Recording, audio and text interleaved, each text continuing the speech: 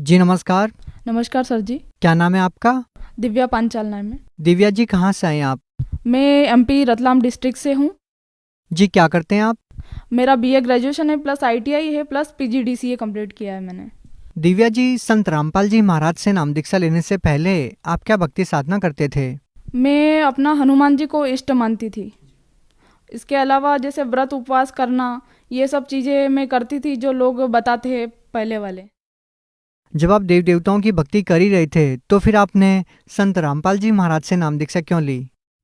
मुझे जैसे ऐसा कुछ गुरु बनाना या कुछ ऐसे पहले चीज़ों में मैं विश्वास बिल्कुल भी नहीं रखती थी। मैं ओनली जो हमारे पूर्वज जो बताते हैं उसी आधार पर चलती थी। लेकिन फिर मेरे मामा जी जो एक उनके बेटे से बहुत बीमारी से परेशान थे, बहुत पीड़ित थे, वो इंडिया पूरा घूम चुके थे इलाज के लिए।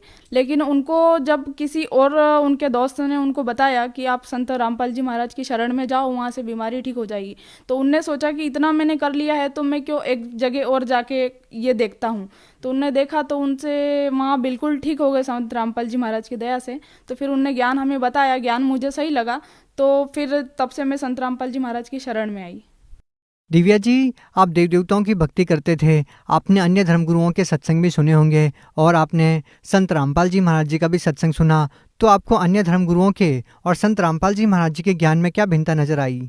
अंतर मुझे ये नज़र आया कि जो ज्ञान मुझे पहले से कभी था ही नहीं, वो ज्ञान मुझे यहाँ से मिला और यहाँ से मुझे बहुत अधिक लाभ मिले हैं। संत रामपाल जी महाराज ने हमें ये बताया है कि हमें व्रत उपवास वगैरह नहीं करना है या हमें मंदिरों में देवी देवताओं की पूजा नहीं करना है, क्योंकि वो तो हमारे मन में निवास करते हैं, हमारी आस्था में निवास करते हैं।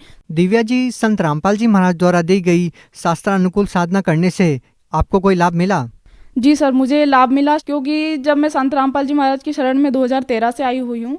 अब फिर उसके बाद 2018 में मैं नागपुर महाराष्ट्र गई थी, तो स्विमिंग पूल में मैं जब गिर गई थी तो मुझे पैर में चोट लगी थी और मुझे माइनर फ्रैक्चर हो गया था और उसके अलावा मुझे हड्डी भी टूटी थी।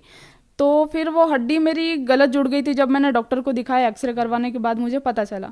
उसके बाद फिर डॉक्टर ने मुझे सजेस्ट किया कि अब इसका ट्रीटमेंट तो कुछ भी नहीं है, ये हड्डी का दर्द ऐसे ही होगा, आप आपकी संतुष्टि के लिए कहीं डॉक्टर को दिखा लो।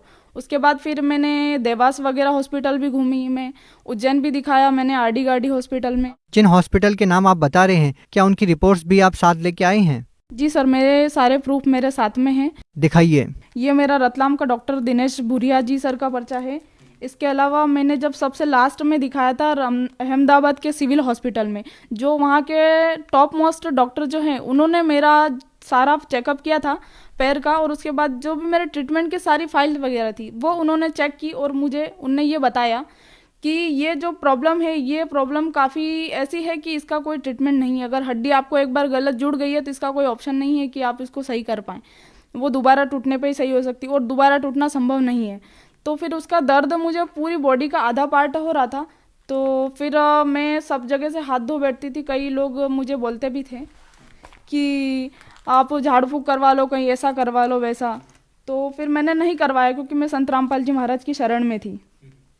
इसके अलावा ये मेरे पास डॉक्टर के पर्चे हैं।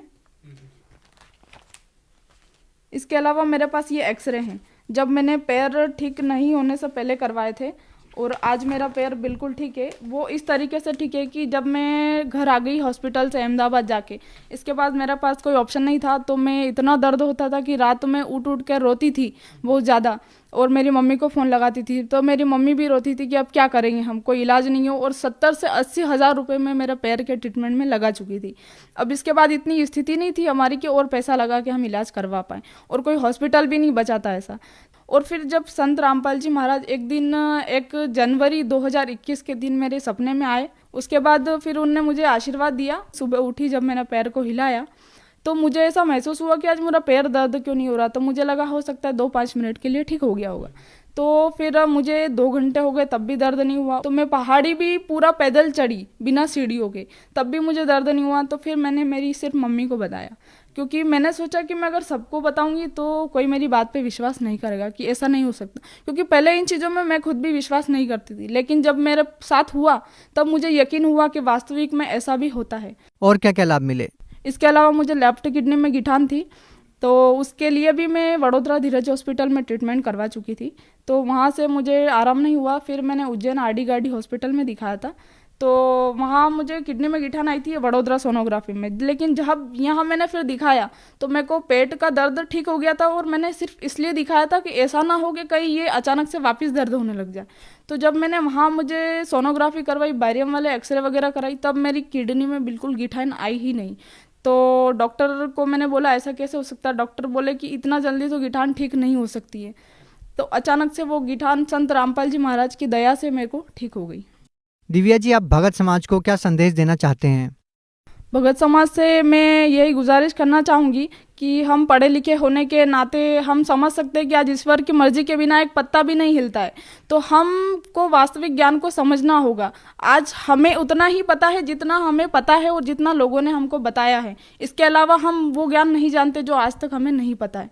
लेकिन उनसे मैं एक गुजारिश ये करूँगी कि वो एक बार पढ़े लिखे होने के नाते एक बार गीता जी वगैरह को, शास्त्रों को पुनः खोल के देखें अगर उन्हें नहीं देखा है तो, और वो उनकी भाषा जो संस्कृत भाषा में है तो उनका अनुवाद करके देखें और सही ज्ञान को समझे कि उसके अंदर क्या लिखा है और हमें पंडित लोग जो है वो क्या बता रहे हैं, हमें गुमराह तो नहीं कर रहे हैं। आपकी संतुष्टि के लिए देखें। अगर आपको ऐसा कुछ लगता है तो आप सही ज्ञान को पाकर संत रामपाल जी महाराज की शरण से जुड़ सकते हैं। दिव्या जी, जिस तरीके से आपने बताया कि संत रामपाल जी महाराज से नाम दीक्षा लेने के बाद आपको इतने सारे लाभ मिले, लेकिन आज का जो पढ़ा लिखा समाज है वो इन चीज़ों में विश्वास नहीं करता, तो आप भी पढ़े लिखे हैं और आप उन लोगों को क्या कहना चाहेंगे कि क्यों ज़रूरी है उनका संत रामपाल जी महाराज से नाम दीक्षा लेना? संत रामपाल जी महाराज जी से नाम दीक्षा लेना इसलिए ज़रूरी है कि हमें ज्ञान तो है, लेकिन हम उस ज्ञान से हमारी खुद की रक्षा नहीं कर सकते।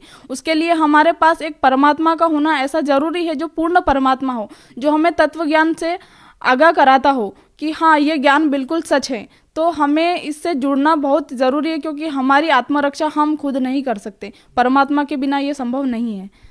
अगर कोई व्यक्ति संत रामपाल जी महाराज से नाम दीक्षा लेना चाहता है तो वो उनसे नाम दीक्षा कैसे प्राप्त कर सकता है? वो आजकल सोशल मीडिया हर कोई व्यक्ति यूज़ करता है, जैसे कि यूट्यूब है, फेसबुक है, इंस्टाग्राम है।